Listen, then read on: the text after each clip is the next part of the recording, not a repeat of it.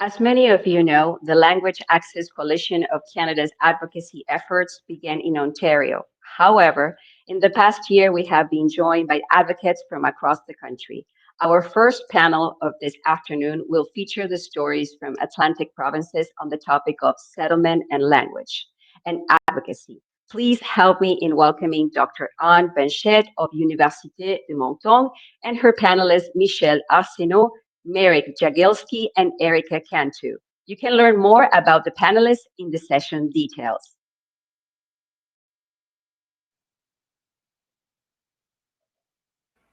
Good afternoon, everyone, and welcome to our session. My name is Anne Benchette, and I will be facilitating the coming roundtable. Before we start, I would like to acknowledge that I am on the traditional and ceded territory of the Wolastoqiyik and Mi'kmaq peoples. This territory is covered by the Treaties of Peace and Friendship, which Wolastoqiyik and Mi'kmaq peoples first signed with the British Crown in 1725. The treaties did not deal with surrender of lands and resources, but in fact recognized Mi'kmaq and Wolastoqiyik title and established the rules for what was to be an ongoing relationship between nations. LAD23 is a great space to advocate for Indigenous languages, and I would like to thank Ian Martin for the amazing roundtable we had yesterday with other Inuit language defenders and advocates. They all gave strong presentations, and it was heartfelt. I would also like to thank the fantastic core team at the coalition for putting together this fantastic conference. Thank you all. So now the panel to come is entitled Atlantic Provinces, Stories, Settlement and Language Advocacy. The three speakers in our session are based in Eastern Canada, two in New Brunswick and one in Nova Scotia, and I myself in Moncton, New Brunswick. We're very happy to see that our Language Rights Canada conference is expanding and involving provinces from across Canada. We will be now in New Brunswick and Nova Scotia, and later in Alberta with our incredible colleague, Andrea McLeod. All three speakers at the panel that's about to start and myself are involved in the settlement of newcomers in different ways. Erica works for the local partnership in immigration of Greater Moncton area, Michel for New Brunswick Multicultural Council, and Merrick for the Immigrant Services Association of Nova Scotia, and then myself for Université de Moncton. We're all passionate about finding ways to better support newcomers in our region, and today we'll be sharing settlement stories from Atlantic Canada. While we come from different angles, we all believe that equal access to language for newcomers is crucial, and we do our best to contribute. So we'll start with Erica. So Erica considers herself a citizen of the world, originally from Brazil. She lived in the US and Belgium before settling in New Brunswick, Canada, in the Greater Moncton area. Erica is one of the co-founders of Viva Moncton in Brazil NB, two ethnocultural associations in Greater Moncton. She was also involved in different newcomers support organizations, for example, as the vice president of the Settlement Agency's board of directors, or also as a stakeholder of an economic immigration lab. In 2018, she led the Diversity Champion project here in Moncton, and the same year she was nominated as one of the top 25 immigrants in the Maritimes. In 2020, she was awarded as Greater Moncton's top 20 under 40. Today, she is Greater Moncton Local Immigration Partnership Manager, and she will share some New Brunswick stories with us. I leave it to you, Erica. Thank you. Can you all hear me? Yeah, yes. Thank you so much for the presentation. Is there any way I can share my slides or? I believe so. Yes, okay. Give me a second here. I just want to share. You have right in the middle, you have a button that says, yes, I have with here. The arrow, share screen. Yeah, can you all see it? Not for now. Yeah, it's coming. Here it is. You have to put it in the presentation mode. Yeah, just put it in the presentation mode. Yeah, I'm not going to all see, but thank you so much for the presentation. It's been a pleasure to be in here, especially talking about something that I'm passionate, which is language. So today I would like to talk a little bit about the local immigration partnership here in Greater Mountain, what it is and what the goals and what the stuff is we are doing. But before that, I would like to introduce myself. Like I said, my name is Erica. I'm from Brazil, and I always been passionate for language. I do speak 5 languages, and the reason why is because I find the language break down the barriers of communicating or connecting with others, right? So I was mentioned, like I was born and raised in Brazil. I live in the US and live in Belgium. I've been here in New Brunswick since 2012, which is New Brunswick is the only bilingual province. But one of the stuff I find out is bilingual, but technically is more English speaker than French speaker. And I see some challenges sometimes with the French speakers. And honestly, French is really close to Portuguese, so I feel more comfortable in French as well. But those are the stuff is, I'm going to share with you guys. But I would say, once and again, more than the job I have right now is just like a passion. I really find like it, as much language or like any language you can speak, that's the way you can connect with the other people.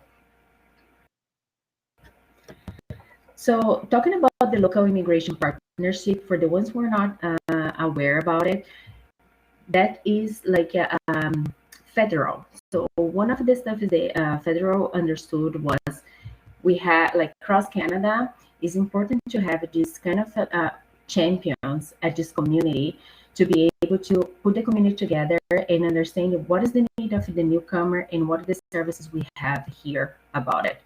So that's why the local immigration partnership has been created. And here, the whole idea, I would say, like there's 3 main points, and I would like to mention is the community basic. Like I said, it's like we don't advocate for whole New Brunswick, but it's Greater Mountain. There's another one in Fredericton. There's another one in St. John, because the idea is really like community-wise.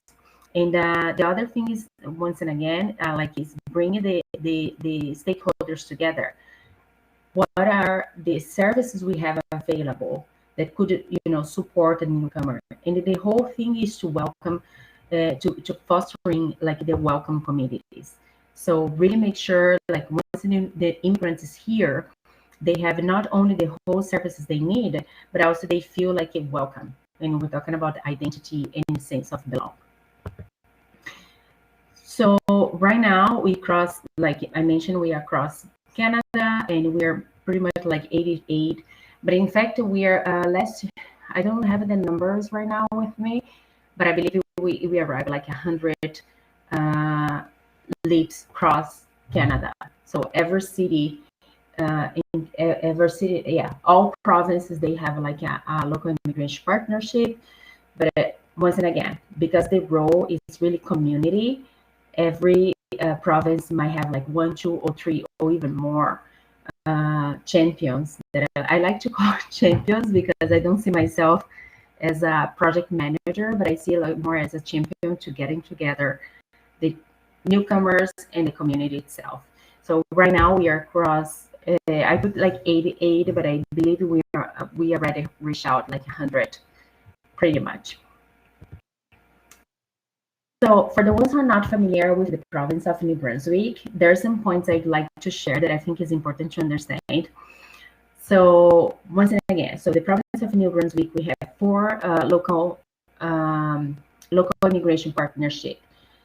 Once again, the idea is to kind of glue the services available and the newcomers, and see what services working, yes or not. So we are 4. We have 1 here in the Greater Mountain, that one I'm responsible for. 1 in St. John, 1 in Fredericton, and another one is in Edmundston in the north of the province. For the ones who are not familiar with the province of New Brunswick, we are the only bilingual province, so English and French. For you to understand a little bit, like basically the north of New Brunswick is pretty much French, and the south is like a mix. Greater Mountain is still like a mix between English and French, but it's still pretty much like English.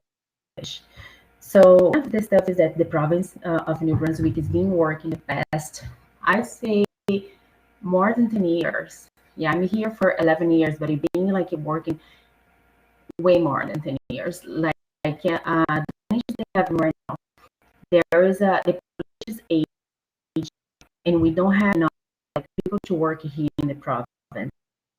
So technically, the lives decline.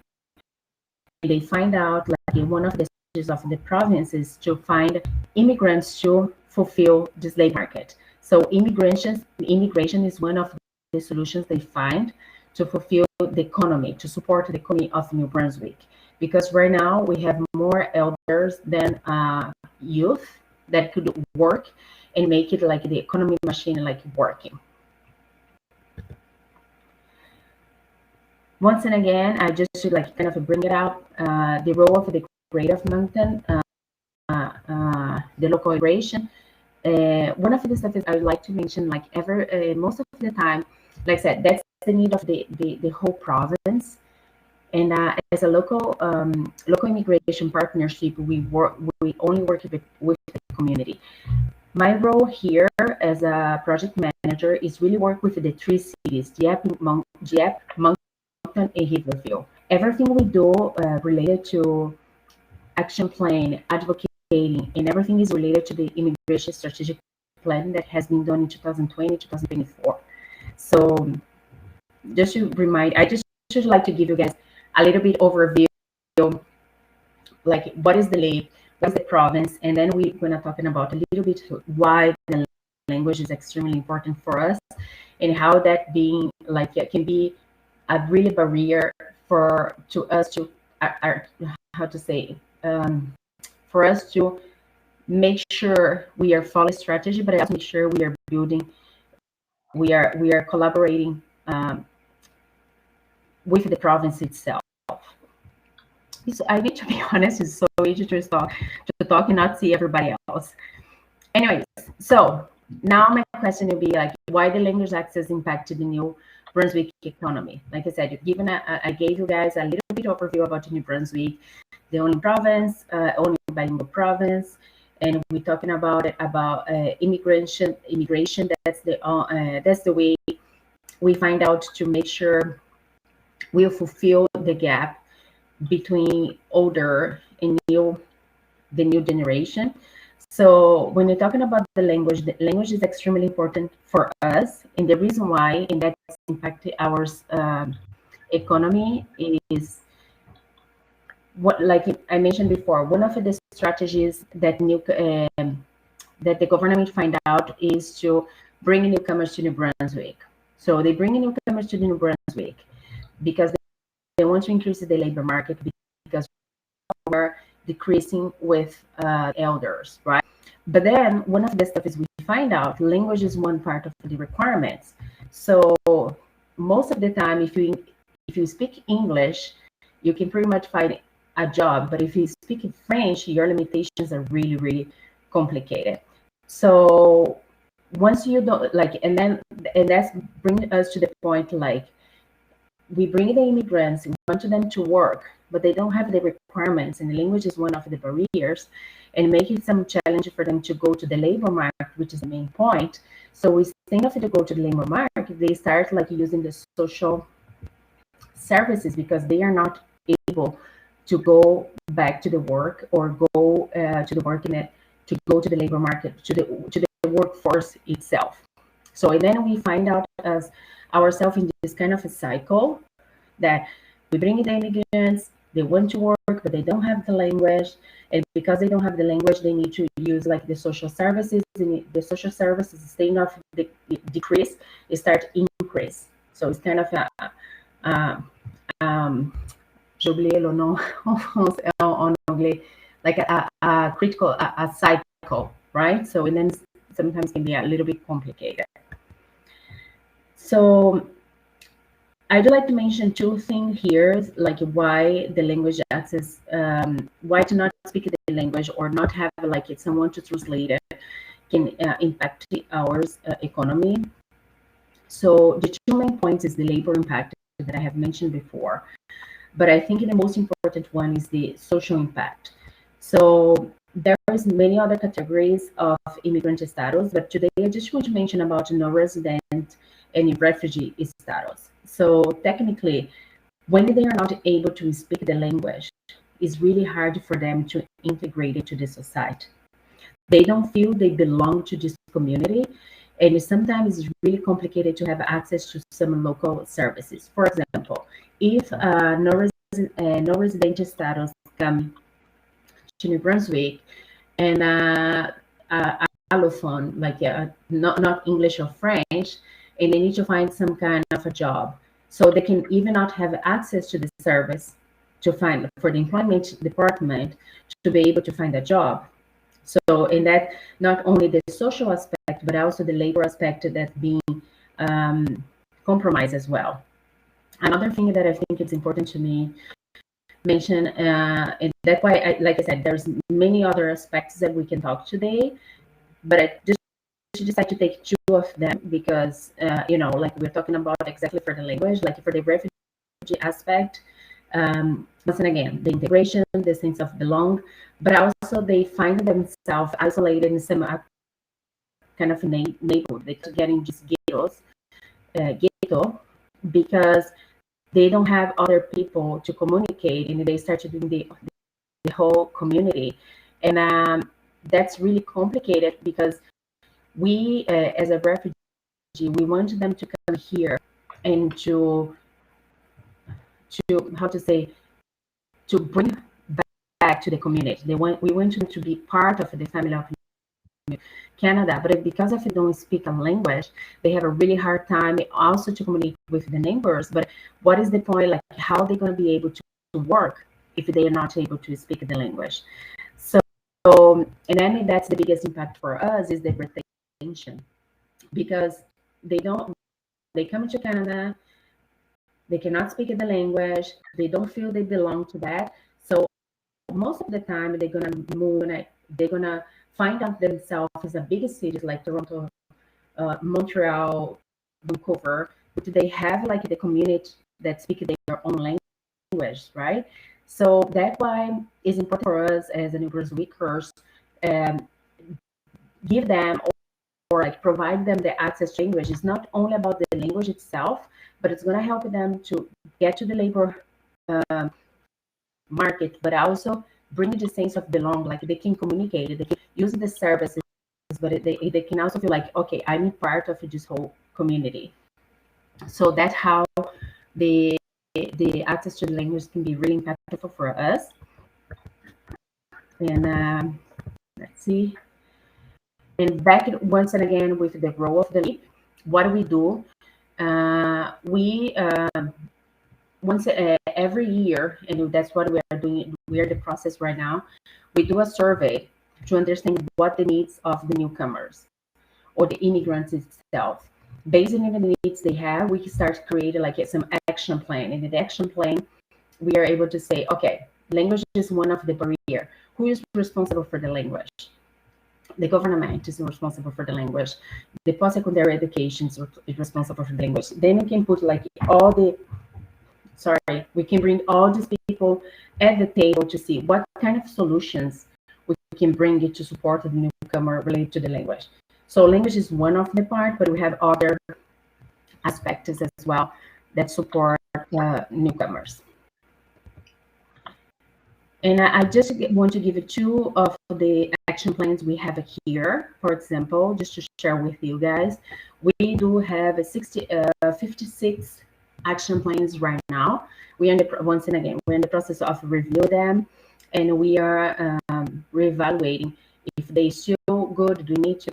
We're gonna keep on going just one, or should add more action, more situations that we can support newcomers. But right now we have two initiatives that one is specifically for the Francophone students, because one of the stuff is we realize as a community, if they speak, like I said, we cannot forget the Great of Moncton in New Brunswick is the only bilingual province, but if they speak French, they really going to have a hard time to find a job. If they speak English, it's easier. So being bilingual or being like an English speaker, that's kind of one of the barriers they have. And one of the programs we have right now with the province, they call VOTE, is the blended online and language training.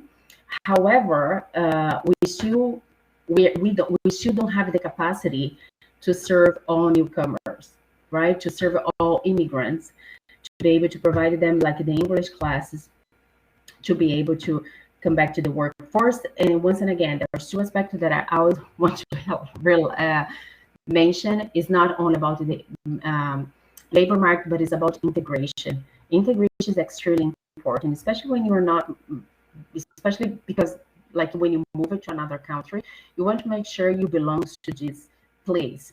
So even if the like one of the stuff is I would like to mention as well. Now I'm just coming to my mind. Even if the French speakers come here and we still like a French community, it's not the same with French. It's not like the language comes with the culture, right? So and that's the point. That's why it's important to not only learn the language, but the cultures coming with the language itself.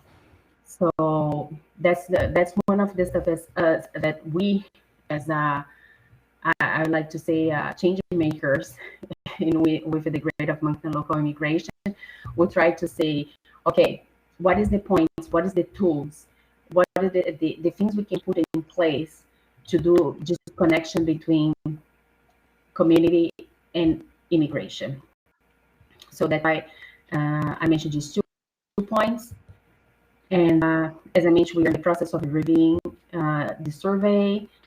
We just should, make sure like the action plan we have for last year is still good, and if not, we're gonna develop the one for 2023, 2024. And there is always a place to grow. I'm gonna say like today we have from the 56 action plan, we have 2 action that related to language, but for sure way more. There's a lot of room for us to grow, and we are in this process of like how can we support newcomers? What is the tools we need to give it to them to be able to them to not only get into the labor market, but to belong to this community. I think the language is the key of the language is really like I feel I belong to this community, and that's what the role we try to play here right now. And so that's pretty much what we're playing for next. And I don't know if you guys have any other questions. Kind of overview. I'm going to stop sharing here. And, thank you, Erica, for your rich comments on what's going on at the local partnership and immigration partnership in Greater Moncton. We'll keep questions for the end in case we have some time. Right now, we are going to invite Michelle, who is the provincial coordinator of the New Brunswick Multicultural Council's Rural Settlement Network. This program is designed to ensure the availability of settlement services in small rural communities. The network currently provides services in 7 regions of the province. Michelle lives in rural in New Brunswick and has been working in the settlement sector for 6 years. She works with local settlement agencies to develop programs and services to support newcomers' integration. Thank you for being here, Michelle. Thank you very much, Anne, and I'm very happy to be here with all of you today. So as Anne said, I'm Michelle Arsenault with the New Brunswick Multicultural Council, and today I'd like to talk a little bit about the realities in rural New Brunswick. So as Erica touched on a little bit of this as well, New Brunswick is the only official bilingual province in Canada. So we have both English and French as the official languages. And official bilingualism is a valuable part of our culture and history in New Brunswick, but many non-New Brunswickers don't fully understand how official bilingualism works and how it's applied to everyday life in the province. So many newcomers to New Brunswick, whether international or from elsewhere in Canada, move here assuming that they can work and live in either official language in any part of the province. And that's not always the case. So what it does mean is that public bodies such as government services must be available in both official languages. But when it comes to municipal services, having services available in both official languages is only required if the city or town represents at least 20% of the total population. So there's currently 8 cities and 8 towns in the province that are obligated to provide municipal services in and communications in both official languages. So in the other regions, it doesn't mean that there's no way that you will be served in your official language of choice, but depending on the structure of the town, the budget of the region, and the availability at the time the service is requested, there's a large possibility that you would not be able to receive services in the language minority of that town. So for an example, I'm from a small Francophone town where there were very few Anglophone families growing up. I didn't look the exact figures up, but I'm pretty confident in saying that at the time, the town was at least 95% Francophone. While most people were still bilingual and able to communicate in English, especially in a social environment. Things like schooling was only offered in French. The few Anglophone students had to travel about 30 minutes to the closest Anglophone school. All community activities, town bulletins, church services, municipal services were only available in French. So this is often due to lack of funds to be able to offer services and produce all communications in both official languages. And I think that most New Brunswickers are aware that this is the case in our small towns. But in the past few years, we're seeing more and more people relocate to rural areas. So many from other parts of Canada. New Brunswick has been a popular place to relocate during the pandemic. Some people took advantage of the opportunity to work from home to relocate to a quieter or more affordable region. So towns are welcoming more and more residents that are a language minority in the area. And so we're trying to adapt to that reality. And newcomers from Francophone countries are choosing New Brunswick because it is bilingual. So they want to live their day-to-day life in English-speaking environment while being able to learn English. They also want to give the opportunity to their children to become fully bilingual in the Canadian context. However, they do not always realize that it can be difficult to integrate in many job markets without a certain level of English. So even if you reside in a predominantly Francophone region, you'll most likely have to deal with Anglophone clients, vendors, partners, etc. However, you can find some organizations in our province that have a Francophone mandate and work primarily with Francophone clients. And we see many Francophone newcomers finding meaningful employment within these organizations. And also our predominantly Francophone regions are small, and so you most likely will have to look outside your region for certain services. While we certainly want to welcome all newcomers to rural regions, it is important that we work on informing everyone that relocates to New Brunswick on the realities of bilingualism before they arrive, so that there's no big surprises when they get here, and that they realize that the bilingualism doesn't mean that everyone will speak both languages and that you can receive those services in those languages. We're also seeing more and more employers expanding their recruitment efforts internationally. Many rural towns are seeing a large increase of newcomers arriving at their door, mostly with English as a second, third, or even sometimes a fourth language. New Brunswick is fortunate to have settlement services that, to an extent, covers the entire province. These services may be a bit more basic in some regions, but some would be surprised at the level of settlement services you will receive in many rural regions. We can offer translation and interpretation services as needed, but it doesn't have the same effect as being served in your native language. Employers often recruit multiple families from the same region, so this does allow us to utilize the experience of newcomers who came before them to assist in the settlement efforts of the new families. We often do our best to fill available positions within our settlement teams with employees who speak languages that are common in our newcomer clients, and rural regions are doing their best to adapt to these new realities. For an example, Chipman is a region that has seen their newcomer population go from almost nothing 5 years ago to welcoming up to 30 families a year. These families are mostly coming from Brazil, Ukraine, and Latvia. And while our settlement team is doing excellent work in those regions, it doesn't eliminate the need for volunteers. Families who've settled in the past few years, they take pride in accompanying new families to ensure that they are settling in well.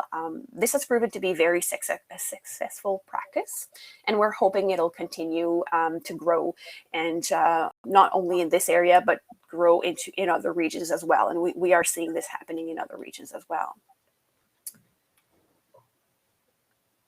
There's also more and more ethnocultural organizations being developed in the province. And our settlement teams are able to connect newcomers with these organizations so that they can receive some services in their native language. The ethnocultural organizations offer a wide variety of services. However, these services may vary greatly from one organization to another. Some concentrate more on the social and awareness aspect, and they provide opportunities for people to connect and to educate the local population on different cultures, while others will accompany newcomers in many aspects of their settlement needs.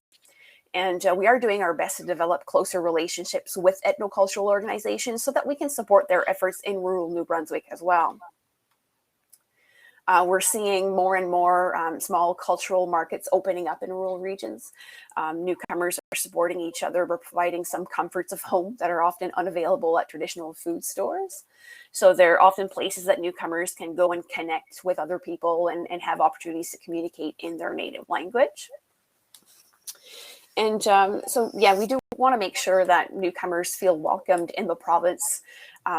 Being able to communicate comfortably with others, or at least at the beginning, is a necessity. It's a necessity that they have before they're able to attend the language programs. Like Erica was mentioning, we do have a few language programs that are available around the province, but before they get to that level where they can comfortably communicate, we're trying to find as many opportunities as they can to be able to communicate in their native language. Within the New Brunswick Multicultural Council team, we speak at least 15 different languages. So while we work on many different projects across the different teams, we don't all work in settlement, but we are always ready to support each other with the language needs of newcomers as needed. We're always ready to kind of jump in and help others within their project if it means that it's going to help a newcomer family that's within our clientele. So while we don't have all the solutions and we still have a long road to go in rural New Brunswick, we're always looking for innovative ways to ensure newcomers are receiving settlement services that meet their needs. We want everyone who lives here to feel at home. We want everyone to find their place in our communities. And so I'm really happy to be here today so that I can learn from others and hopefully bring back some practices that will be helpful in serving our newcomer clients moving forward. Thank you. Thank you, Michelle. I think it's just super interesting. We're a very tiny, small province in New Brunswick, but because of this official bilingualism, we have so many challenges and to undergo. And it's always about language. Like language is always on the way in New Brunswick, whatever we're talking about. So next, we're gonna listen to Mirek. So Mirek Jagielski is a trainer and a consultant. He graduated from the Catholic University of Lublin in Poland with a Master's of Arts degree. He continued his studies in Canada at Mount Allison University in the field of Health Education and Human Services Counseling. Mirek has developed some interpreter training and published a training handbook. He trains community interpreters in Nova Scotia. He is the founding member of the Association of Community Interpreters of Nova Scotia, honorary member of the Association of Translators and Interpreters of Nova Scotia, and lead of the Nova Scotia Coalition on Community Interpreting, which is a stakeholder group. Currently, he works at the Immigrant Services Association of Nova Scotia, where he coordinates interpretation and translation services. And this is what you're going to be talking about, Mirek.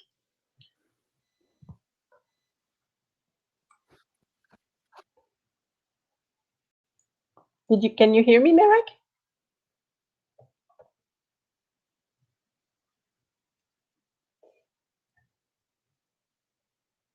Mirek, do you hear me? We do not hear you. Maybe, are you muted?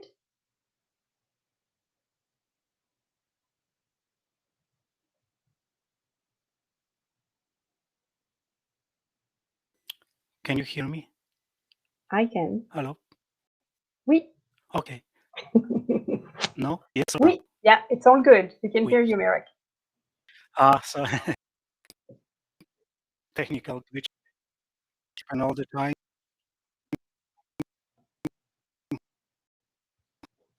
Working online from home. Thank you, my professor, again for. We cannot hear you very well. I'm colleagues in the past few years. I've been working with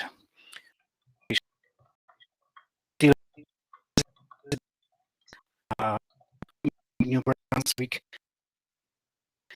Multicultural Council, visited the province,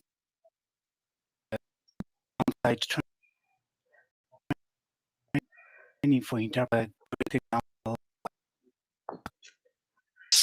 Merrick, I'm gonna interrupt you because Merrick, we cannot hear you. Merrick, can you hear me?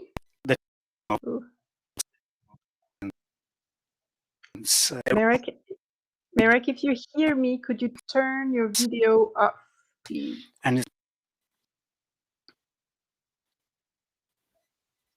I don't know if someone from the IT team could help me send him a message so that he turns.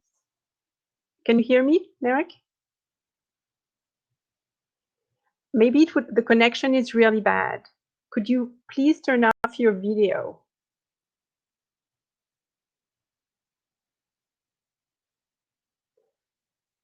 Maybe I can't hear you, but maybe if you turn off your video, that would help with the sound.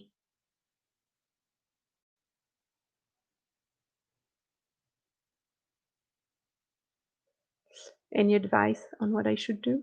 I feel very lonely right now.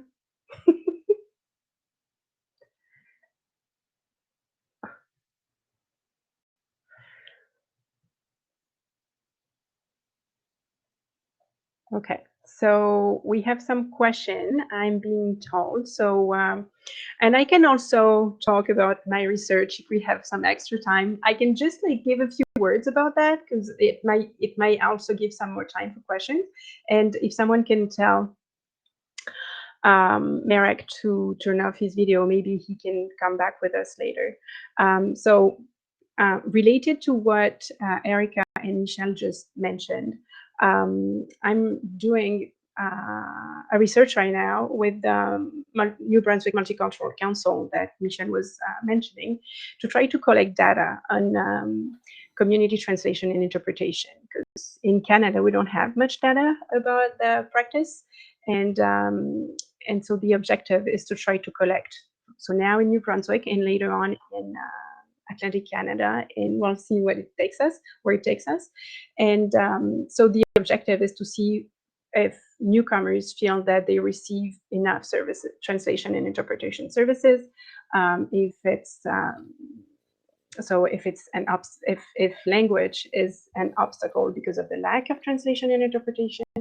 We're also interviewing translators and interpreters to figure whether they are trained, what's the profile of the community interpreters and translators. Are they trained, are they not? Would they like training? And then we are also interviewing, I'll just finish my sentence, and then Merrick is going to be with us without the camera. And so the party that we are interviewing is the settlement agents to see if they believe that they would need more services to run their job, like to comply with their tasks. So Merrick, are you back with us? I'm back with no camera, so yay! And we can hear you perfectly. Good. Thank you. Okay, I leave it to you. Good. Thank you. So yeah, everything starts with settlement. The same happened in Nova Scotia, that actually agencies are the leading agency in promoting language access, policy development, advocacy, outreach, we are not only focused on the local, on providing services to clients and all the supports, but by default in Atlantic provinces, we have to take upon ourselves a little bit more and become the advocacy people for language access and language interpretation. So iSANS has been doing this for so many years. I think I might be a veteran in Atlantic provinces. I've been dealing with language interpretation 30 years, yes. And we started with 0 in 90s in Nova Scotia, and there was pretty much nothing. And our approach in Nova Scotia is kind of a multifaceted one. We kind of first, it was a settlement agency and developing the interpret program solely for clients, pretty much basics. And then we also realized things go beyond settlement, right? It's not only settlement, it's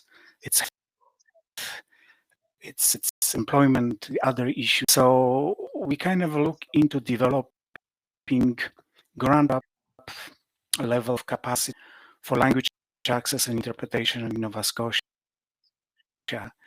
And our actions in Nova Scotia have been focused on 3 aspects. The linguistic capacity means working with ethnocultural groups. We know a small problem.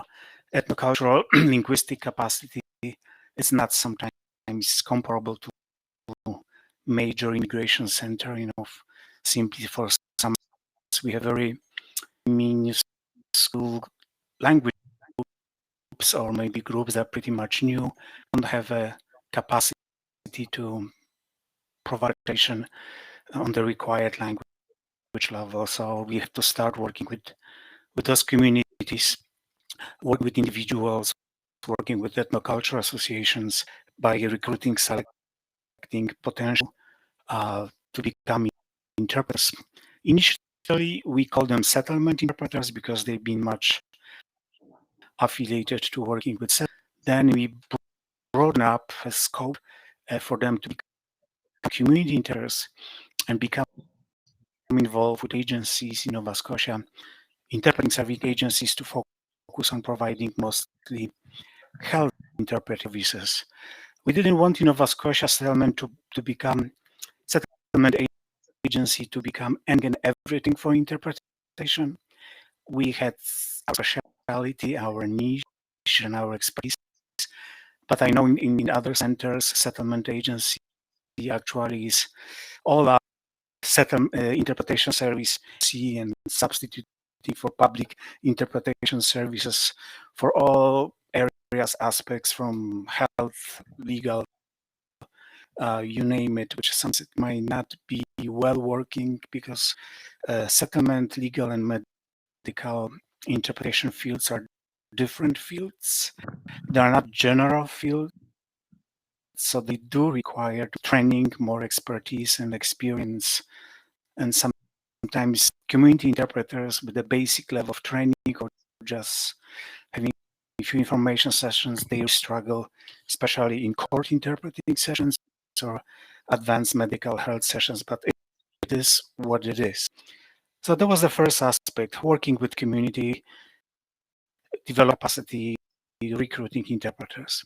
The second kind of a route was to deal with government people, and the most fun you might have ever, especially with provincial government departments. Settlement interpretation is funded by OLRCC, so it's pretty much contractual funding source by immigration department, mostly focused on assisting clients with language support for initial settlement and work agency.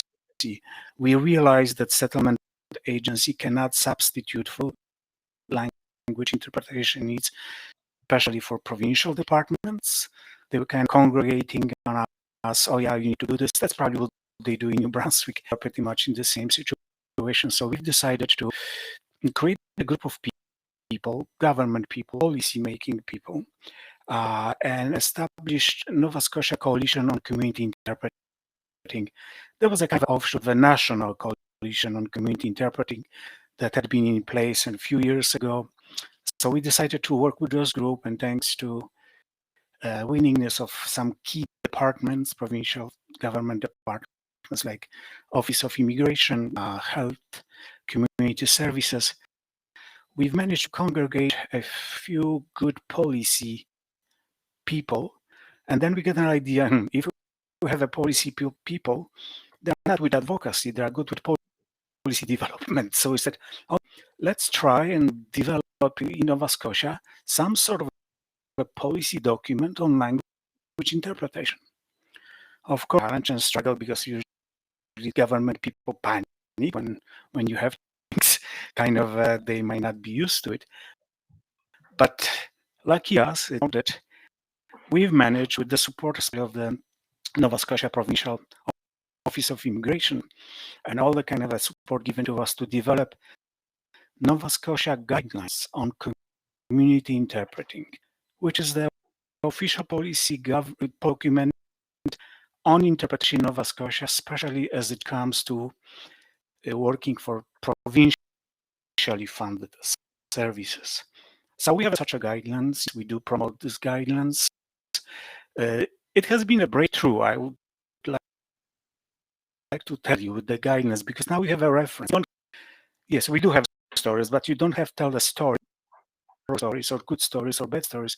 The guidelines, please look at it. If it works with immigrants and you need to provide additional supports like language interpretation, look into the guidelines. You have everything there, what you need to have, budget included, your work with interpreters, and based on these guidelines, please develop a specific policy applicable to your service, agency, or department. So it's been happy.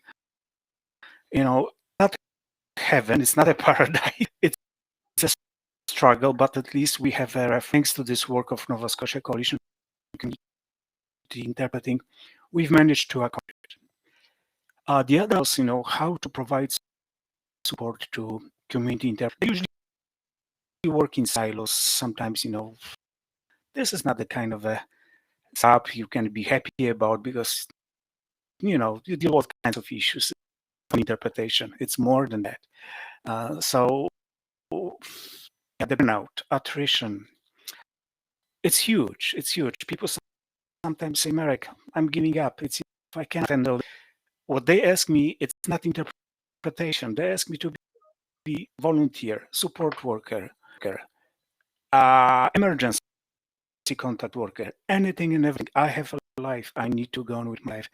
So we try some sort of base and support for community interpreters, and we've managed to establish Association of Community Interpreters Nova Scotia. It's a kind of a membership organization. It's the Association of Translators and Interpreters, when those guys are licensed, certified to do translations.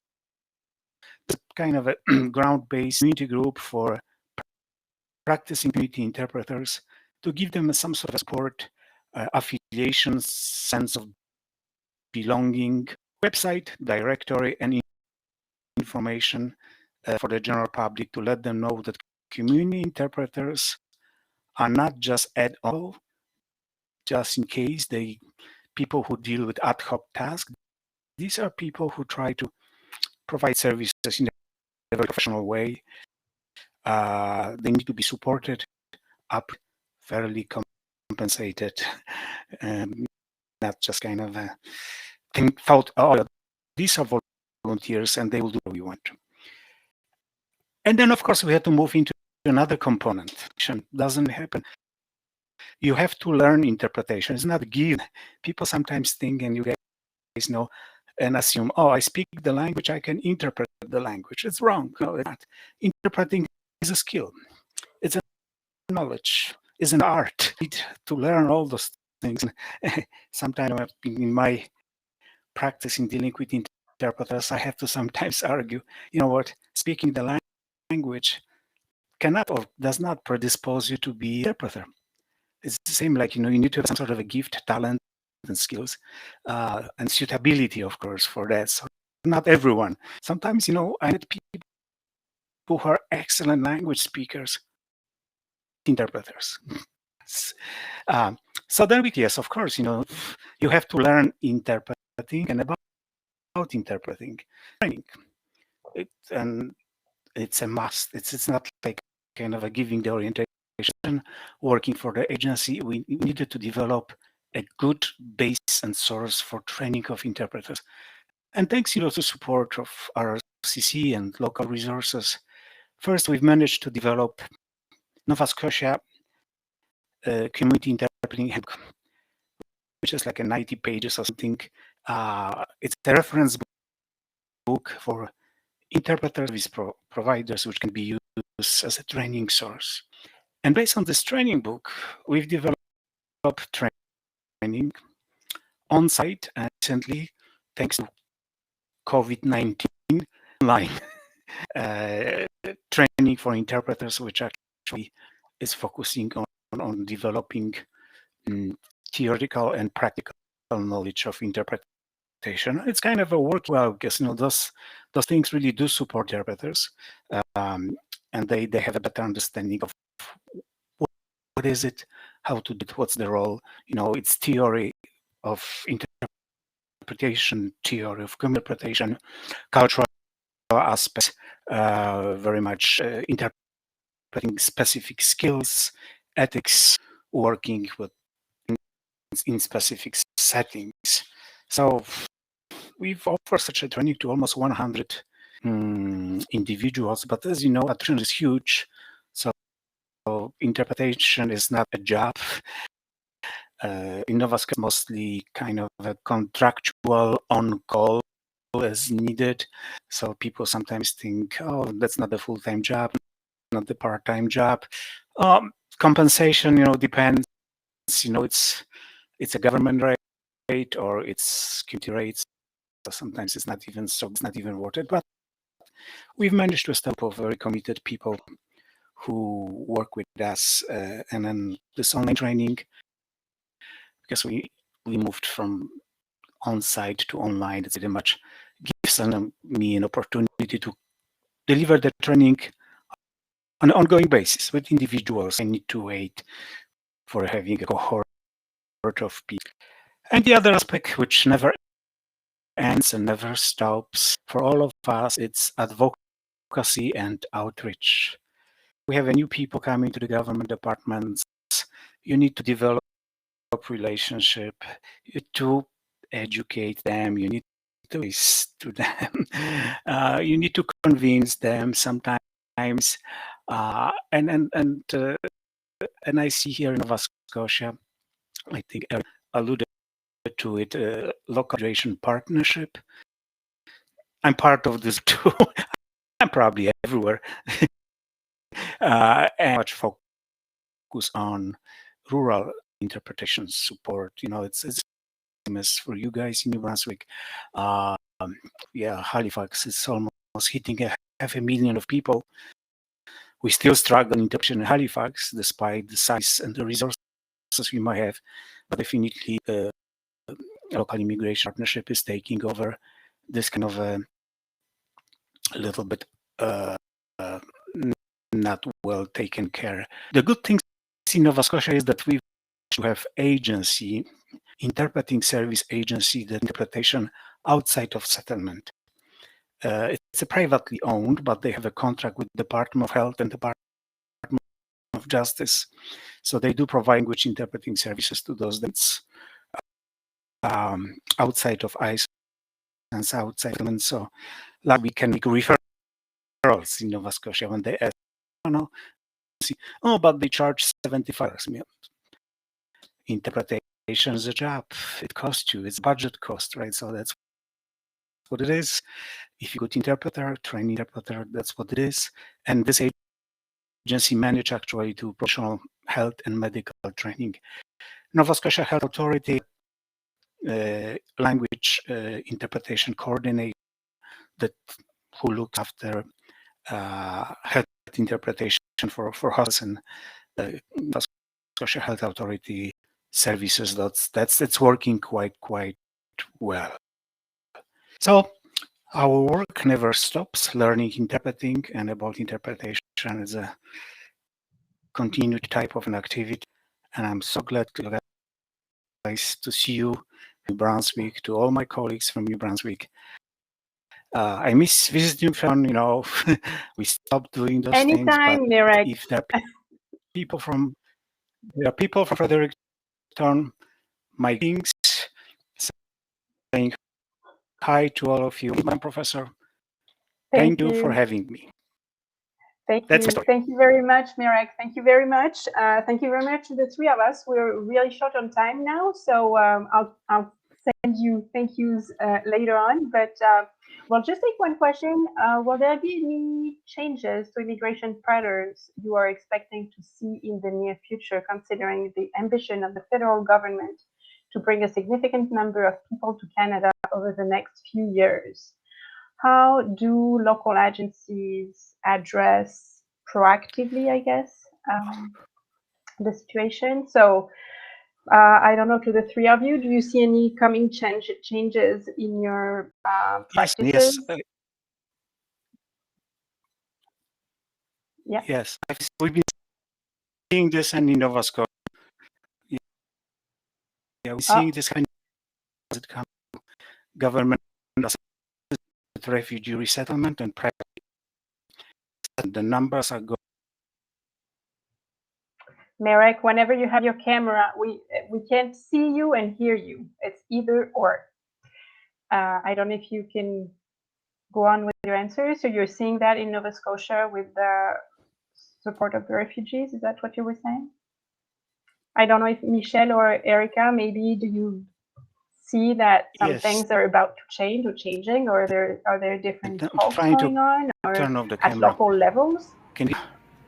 I can kind of share a little bit. I find I don't. We have 2 minutes, just so that you know. 2. Perfect, because I speak a lot. I don't think we can expect so much from the government for the federal, but I see a key role from the multicultural associations, ethnocultural associations. They play a extremely good role to support us to be the liaison between the immigrants and the community. But I find it's hard to sometimes waiting for the government itself. So I find sometimes we have to, as a community, getting engaged. I don't know if that answers the question, but it does. Michelle, any insight? Just wanted to add that it is really hard to be proactive because they do up the targets, but we don't know where people will be arriving to.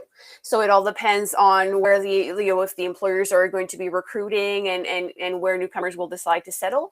But we do need to be ready to pivot quickly when there are families who arrive. So we do our best to pivot quickly because yes, even though the targets are going up, we don't know where the newcomers will be landing when they arrive.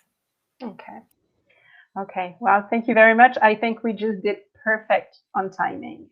Thank you, everyone. And thanks, everyone, for attending our panel. And I'll check over the questions and try to answer promptly. Bye, everyone.